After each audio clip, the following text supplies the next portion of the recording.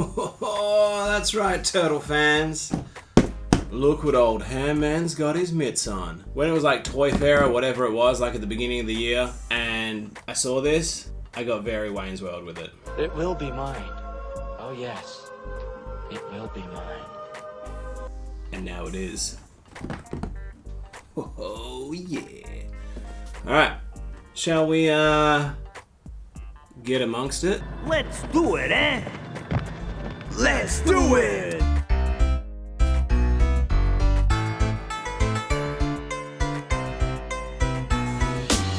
Booyakasha, look, here it is, full effect. Everything you see before you was in there. Some assembly required, of course, because it's bigger than the box, right? That's how these things work.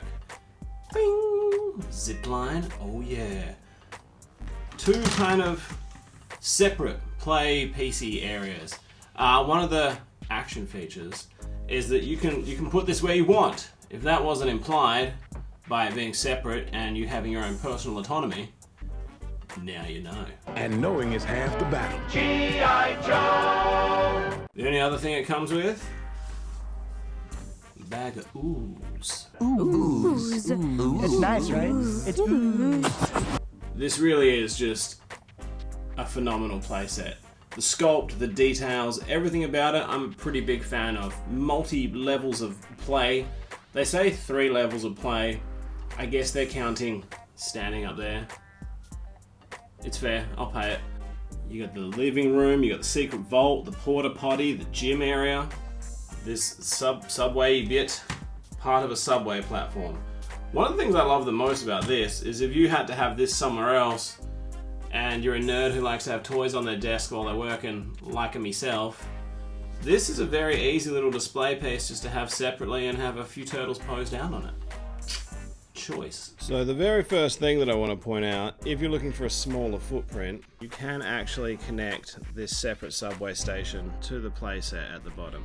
It's not just sat there, it's actually got some pegs, so it really does stay there. It looks a little weird at this level to have subway tracks running down subway stairs, but it's an option.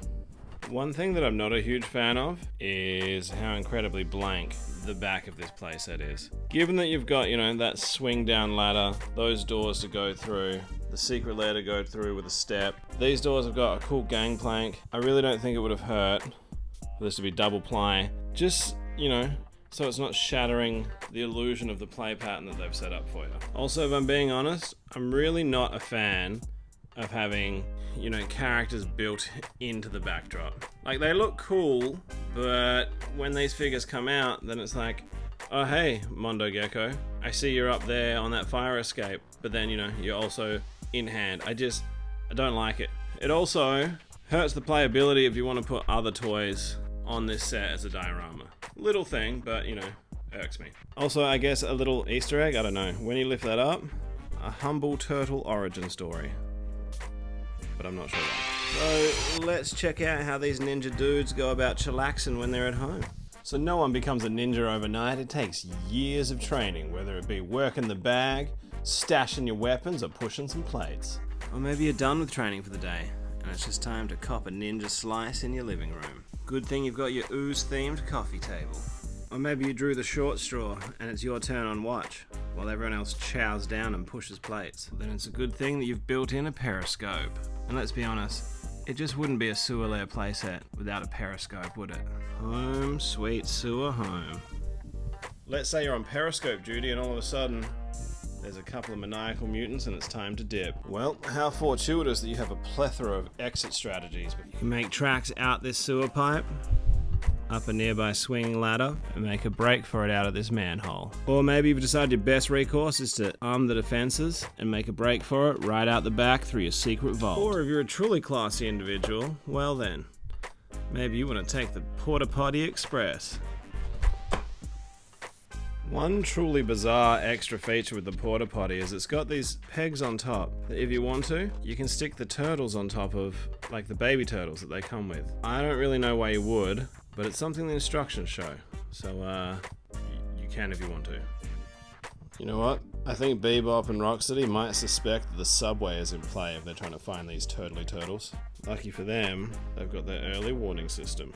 Well, unfortunately for them, they're not gonna have a very good time. Get it? Time.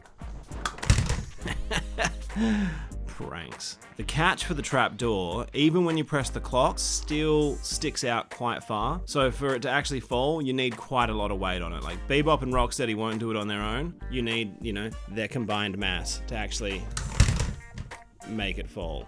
To maximize the action features, you're gonna wanna slide the inner rail out of this subway section and make sure that it's clipped on to this piece here. If you do that with that ooze ball, we can get a little bit of Indiana Jones action going. So, this is the ooze ball in all of its Temple of Doom glory. You give it a little twist, pull out the bung, and then it's just a matter of actually trying to get your ooze to go in it. It slimed me. He slimed me. That's great! Ooze. So with the bung back in, now I've got this rolling ball of slime. I gotta admit, I'm actually finding this a lot more satisfying than I thought I would. I thought it was gonna be a kind of a lame feature, but I don't know, maybe it's the D&D player in me, but I'm enjoying looking at this potion vial. Sit that in there upside down, and then that ooze would slowly come leaking out of that pipe. But I think we all know the nature of ooze. And I think we all know that if I actually do that, I am never getting all the ooze out of this pipe. So you're gonna have to use your imagination for that one. This is April O'Neil, Channel 6 News. Turns out the bong and the ooze ball, not watertight. We have some leakage. There you go, at least now you can see that concept in play. I would recommend storing it bung up. This is April O'Neil, Channel 6 News. Okay, that's a wrap. Hypothetically, we sit the ooze there, we tilt to the lever, and it'll track. Down there, drop there, keep going, and hit our friends Bebop and Rocksteady. Oh man, I really don't know if this is gonna work. Oh my god, it did. It did the thing it was supposed to do. Mousetrap, mother flipper. Let's see that in an instant replay. I'm not gonna lie, I was very skeptical about this feature, but now I am having a wonderful time. But let's say these nefarious ne'er-do-wells do somehow actually make it downstairs into the sewer lair. Well, the turtles aren't done pranking yet. Let's say while they're waiting for the turtles to come home so they can smash some shells, Rocksteady decides he wants to be in tip-top fighting shape and get a few reps in. Well, guess what, mother sucker? You can fall off. You fell down, you clown. Ha ha ha ha.